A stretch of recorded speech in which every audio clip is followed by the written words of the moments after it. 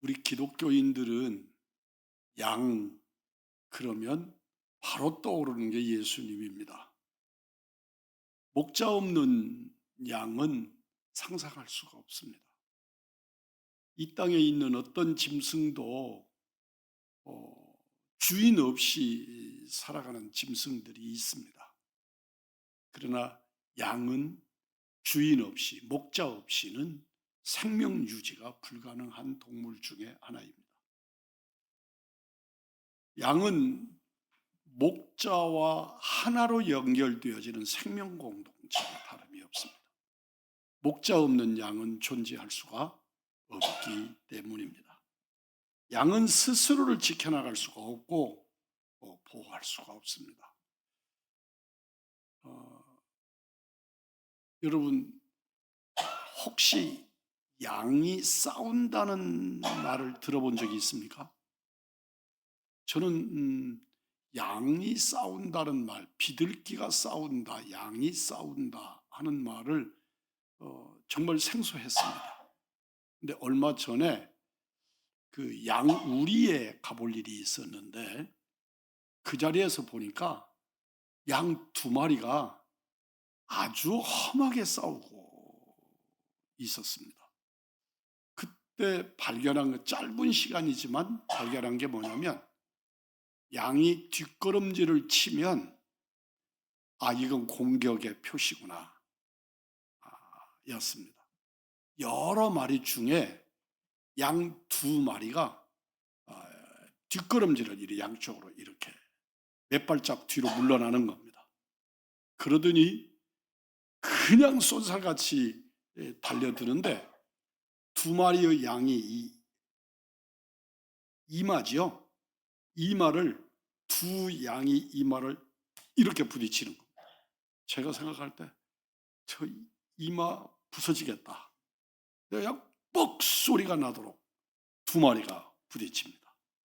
그리고 또 뒤로 몇 발짝 이렇게 물러납니다. 이걸 거듭하는데 제 마음속에 저건 말려야지. 이대로 두면 저것들 머리들 깨지겠다. 저는 양이 싸운다는 걸 말로 듣지 않고 실제 그 현장에서 보았습니다. 뿔이 없을 뿐 양이 저렇게 싸우는구나. 왜 싸울까는 잘 모르겠습니다. 왜 싸웠는지, 그 자리에서 왜 싸우고 있는지는 잘 알지 못했습니다. 그러나 양 그러면 아주 순한 짐승, 그리고 선한 짐승의 대명사로 쓰여집니다. 이유는 간단합니다. 하나님께 제단에 드려지는 제물이기 때문에 그렇습니다. 하나님의 제단에 드려지는 제물이 될 수 있는 동물이기 때문에 그 짐승은 아주 선한 짐승으로 상징되어집니다. 성경이 양에 대하여 말씀하는 것은 양과 우리를 아주 강력하게 대비시키기 위해서 성경에서 양을 표현합니다. 성경에서 양이 제물이 됩니다. 양을 잡아서 제물을 삼습니다. 그런데 그 양이 제물이 되는 것은 곧 우리 죄 때문입니다. 내 죄를 속하기 위해서 양을 제물로 삼는 겁니다. 그러니까 양과 성도는 일치성이 있지요. 뿐만 아니고 양과 사람은, 성도는 너무 닮은 꼴이 많습니다. 닮은 꼴이 너무너무 많습니다. 양과 성도가 그렇다는 말입니다. 성경에 나타나는 양은 거의 신자를 상징하는 동물입니다. 신자를 상징합니다. 목자는 주님을 상징합니다. 성경에서 목자에 대해서 세 가지 정도로 요약해서 설명할 수 있게 하시는데, 첫째는 구약의 목자는, 구약 백성의 목자는 하나님이시다. 구약에 있어서 목자는 하나님이시다. 오늘 본문에서도 여호와는 나의 목자시니라고 고백합니다. 이스라엘 백성들의 목자는 하나님이십니다. 두 번째는 신약 시대에는 그 목자는 예수님이십니다. 예수님이 우리의 목자이십니다. 세 번째는 오늘의 말씀을 증거하는 주의 종을 목자로 표현했습니다. 우리의 목자로 표현하고 계신 것입니다. 그래서 성령님의 도우심을 받아서 주의 종이 된 목자들과의 관계를 예수님과 또 구약의 여호와 하나님과 이렇게 줄기를 가지면서 오늘날의 양과 목자의 관계를 성립시켜 주셨습니다. 목자는 양을 치는 사람입니다. 목동 또는 목자, 목동은 어린 소년이지요. 양을 치는 어린 소년을 목동이라 하고, 목자는 성년으로서 양을 치는 사람입니다.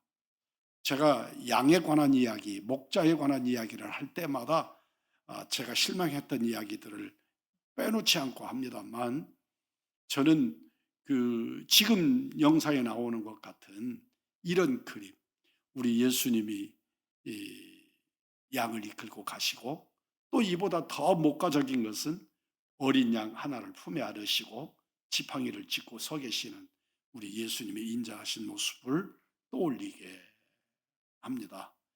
그래서 우리 이 양과 그렇게 친하지 않는 대한민국 사람들은 양 그러면 굉장히 이미지가 선하고 깨끗하고 그렇습니다. 그런데 실제로 어느 땅 어느 곳에 있는 약이든지 아주 냄새도 고약하고 지저분하고 더럽고 그렇습니다.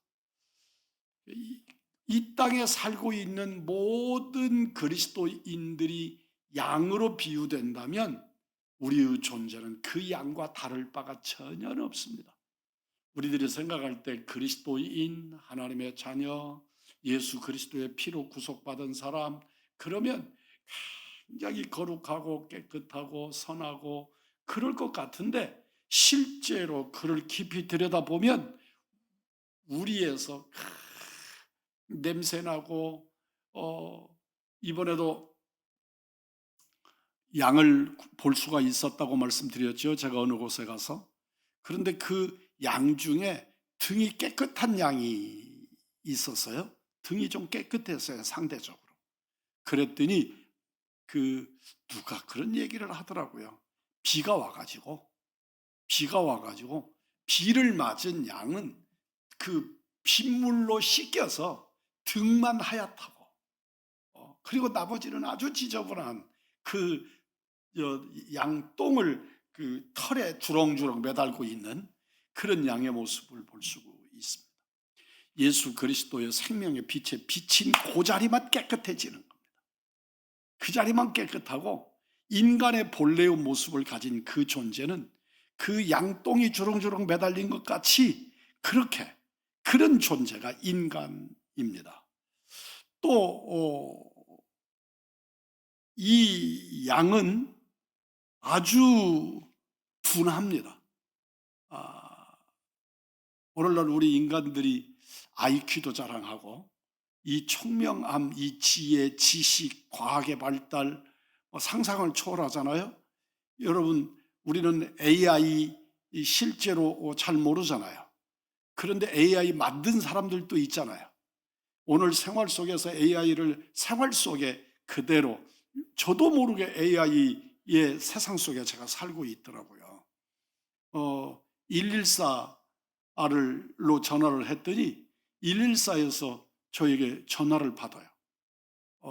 그리고 제가 어디 전화번호를 알려달라고, 어디 있는 무엇입니다 라고 이야기를 하니까 그쪽에서 답변을 하는데 느낌이 좀 이상했어요. 나중에 보니까 너무 사람 목소리가, 옛날에 기계음으로 나오는 소리는 우리가 알잖아요. 딱 구분되잖아요.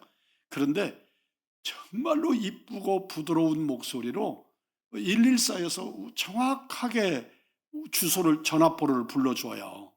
그러는데 그게 사람이 아니라 AI라는 거예요. 그래서 그 AI에다가 전화번호를 다 입력시켜 놓고 AI에게 제가 묻고, 그건 또 사람인 척 저한테 아주 분명한 발음도 정확하고 억양도 부드럽고, 그렇게 사람이 대답하면 버벅거리는 것도 있고 뭐 그렇잖아요. AI는 아주 깔끔하게 그렇게 답변하고 있는 것을 나중에 알게 됐어요. 그래서 내가 너무 세련됐다고 생각하고 누구에게 물었더니 그게 AI 대답이에요. 사람 아니에요. 그렇게 말하는 것을 제가 깜짝 놀랐어요. 내가 사람도 아닌 것도 지금 이야기를 했구나. 그런 생각을 했습니다. 여러분, 그렇지만, 그런 인간이지만 인간은 어리석습니다. 그렇게 이 세상을 살아가는 데는 과학과 지식이 발달하지만 하나님 나라를 알지 못하고 영원을 모르는 인간은 어리석은 존재입니다. 오늘 본문의 주인공 다윗은 목동이고, 본문에서 다윗은 하나님이 나의 목자시라고 고백하고 있습니다. 이 말은 다른 말로 바꾸면 나는 양입니다, 그런 말이죠. 나는 양이고 나의 목자는 여호와시다 라고 고백하고 있습니다. 자신이 목자로 살았기 때문에, 진짜 양을 돌보는 목동으로 살았기 때문에 목자의 심정, 여호와 하나님의 나를 향하신 심정이 어떤 것인가를 너무나도 자세하게 바르게 아는 다윗이 고백합니다. 여호와는 나의 목자십니다. 그리고 고백합니다. 나는 부족함이 없습니다. 자기가 부족 덩어리입니다. 지금 다윗이 가진 것이 없습니다. 그런데 다윗이 목동이니까 양들이 부족함이 없는 걸 보니까 여호와 하나님이 나의 목자이시니 내가 부족함이 없구나 하는 것을 깨닫는 것입니다.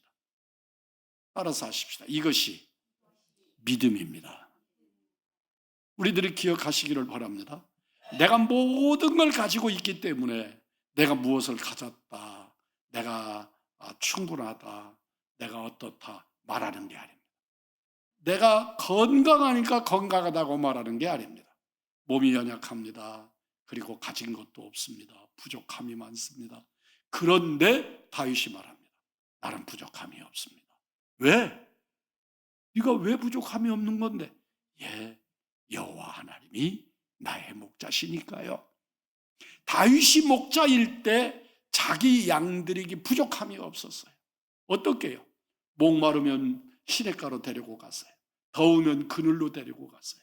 짐승들 중에서 악한 짐승이 오면 곰을 찢었다고 그랬어요. 곰의 입을 찢었다고 했어요. 그렇게 다윗은 양을 지키면서 양이 부족함이 없게 했어요. 자신의 부족함이 있어요.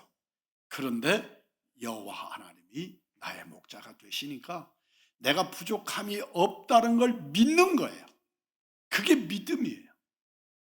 우리들에게 내가 부족함이 정말 없고 통장에 돈이 많고 그리고 어디 손끝 발끝 하나 아픈 데가 없고 그리고 에너지가 넘치고 너무너무 행복하고 그래서 내가 행복하다고 말하는 게 아니에요. 나는 지금도 연약하기도 하고 몸도 불편하고 경제적으로도 힘이 들고 여러 가지 어려운 게 너무 많아요. 그런데 여호와 하나님이 나의 목자시기 때문에 내가 부족함이 없다.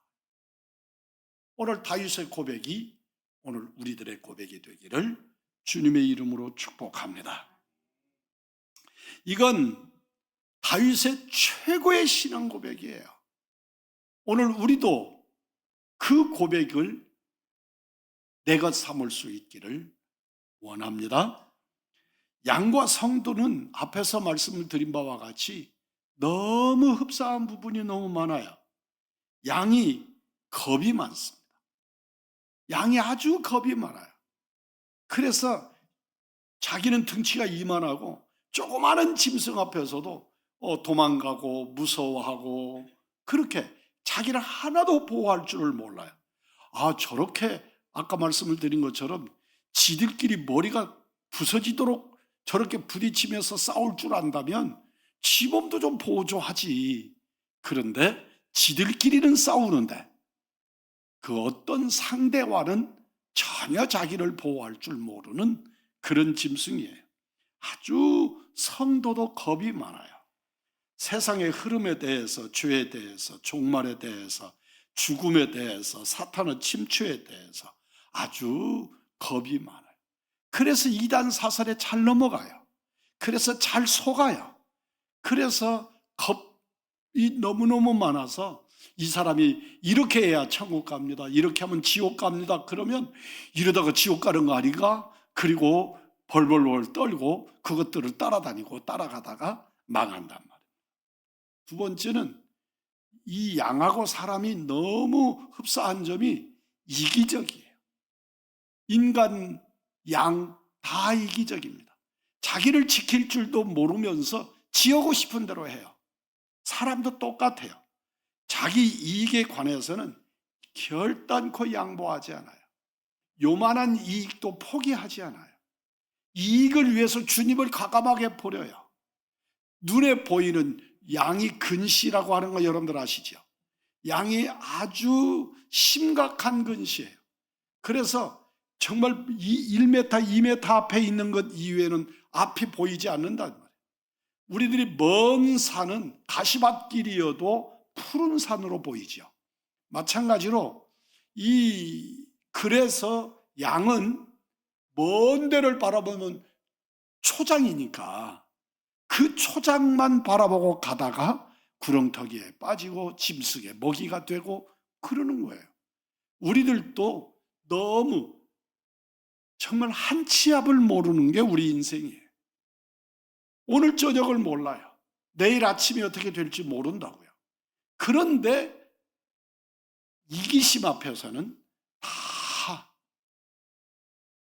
영생할 것처럼, 영원히 죽지 않고 살 사람처럼 그렇게.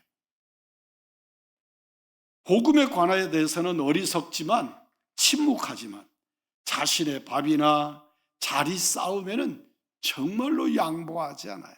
참 지극히 적은 것을 가지고도 그렇게 어리석게 무던히도 싸우는 것을 봅니다. 세 번째는 싸움을 쉬지 않아요. 양이 끊임없이 자기들끼리 싸운대요. 끊임없이. 그러니까 마냥 순한 짐승만은 아닌 거예요. 우리 안에서는 그렇게 싸운대요. 그런데 성도들이 그래요.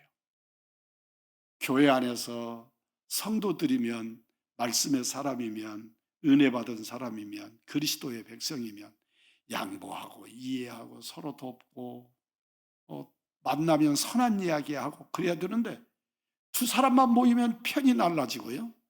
또 몇 사람이 있으면 한 사람 돌려 빼고요. 그리고 또 돌아서면 흉보고요. 이 인간이 하고 이 양하고 너무 똑같은 거예요. 제발 예수 십자가에 은혜로 구속받은 여러분들은 그렇게 살지 마세요. 이론적으로는 안 그래야 맞아요.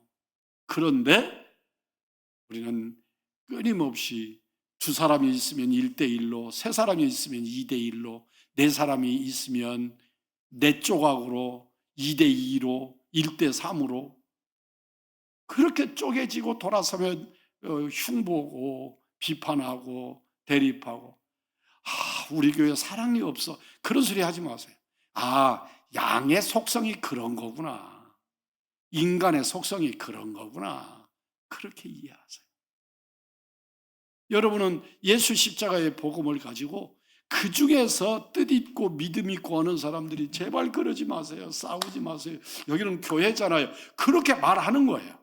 그런데 원래 사람의 속성, 인간의 속성은 양과 똑같아서 둘이 만나면 1대1로 싸우는 거예요.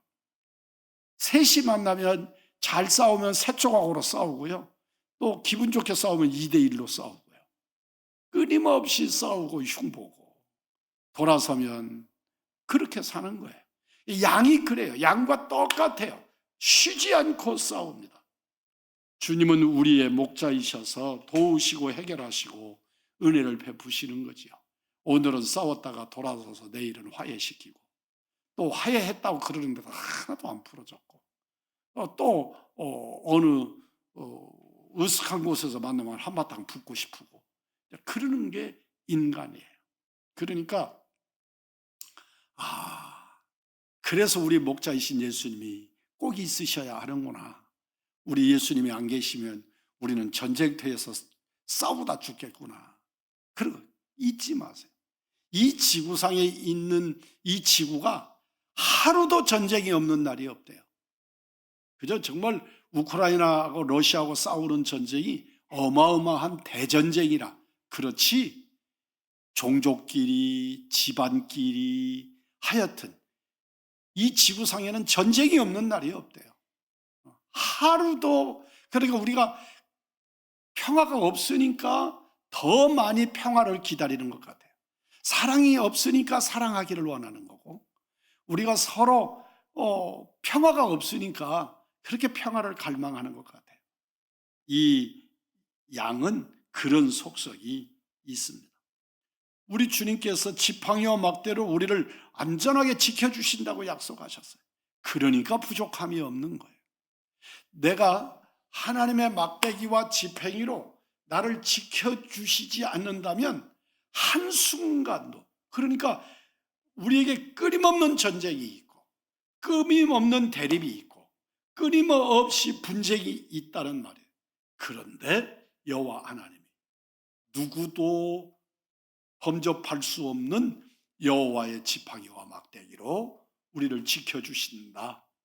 우리에게 그런 분쟁이 없고 험한 상황이 없고 험한 골짜기가 없고 그러면 지켜주실 필요가 없지요. 안 지켜주셔도 되지요. 너무 안전하니까. 그런데 우리는 한순간도 그냥 두면 우리는 그냥 낭떠러지에서 떨어지는 짐승 같아요. 우리는 한순간도 안전할 수가 없어요. 늑대나 이리 앞에 노출되어 있는 우리와 똑같단 말이에요. 기억하십시오. 우리 주님은 지팡이와 막대기로 우리를 안전하게 지켜주신다는 거예요. 내가 살고 있는 그 자리가, 따라서 하십시다. 사망의 음침한 골짜기.